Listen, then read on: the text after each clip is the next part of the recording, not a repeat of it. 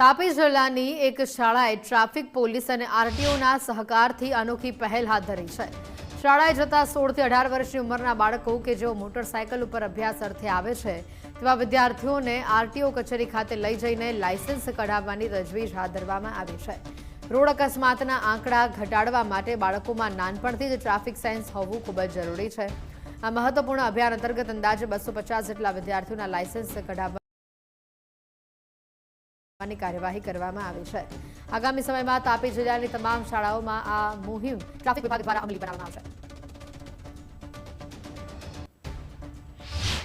સ્કૂલે જતા વિદ્યાર્થીઓ હોય છે તે લોકો પાસે વેલિડ લાયસન્સ હોતું નથી। તેઓની ઉંમર 16 વર્ષથી 18 વર્ષની વચ્ચે હોય છે અને તેઓ લાયસન્સ લેવાના પાત્ર હોય છે છતાં લાયસન્સ લેતા નથી, જેથી જિલ્લા ટ્રાફિક પોલીસ તાપી તથા આરટીઓ એ બંનેના સહયોગથી અમોએ રફદ આબુ શાળાના સંચાલકો સાથે મીટિંગ કરી અને તેઓને આ બાબતની સમજ કરી, જેથી તે લોકોએ ટોટલ 250 બાળકોને તૈયાર કર્યા અને આરટીઓમાં જઈ તેઓના ફોર્મ ભરાવ્યા અને હાલ તેઓની એક્ઝામ આપવાની પ્રક્રિયા ચાલુ છે।